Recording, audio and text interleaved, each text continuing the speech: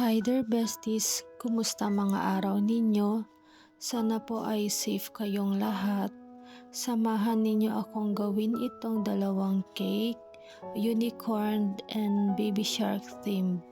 Supposedly kahapon po ito dapat need, kaso hindi po natin nagawa dahil binaha po tayo.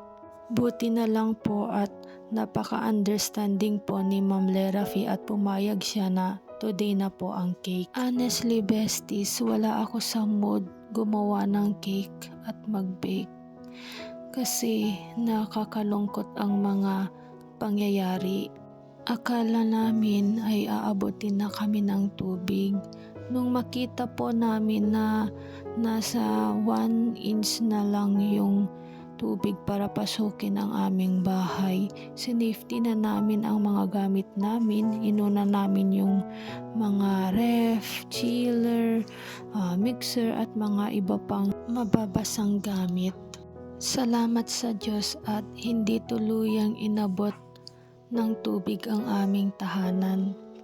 Anyways besties, nakakalungkot lang ang mga pangyayari na napapanood ko sa news at sa social media. Ang dami nating kapwa na nawalan ng bahay at hanggang ngayon nalubog pa sa baha.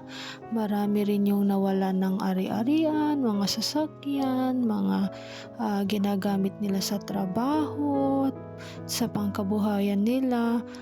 Parang nawala lahat ng mga pinaghirapan nila at meron din yung mga kababayan natin na nawalan ng buhay.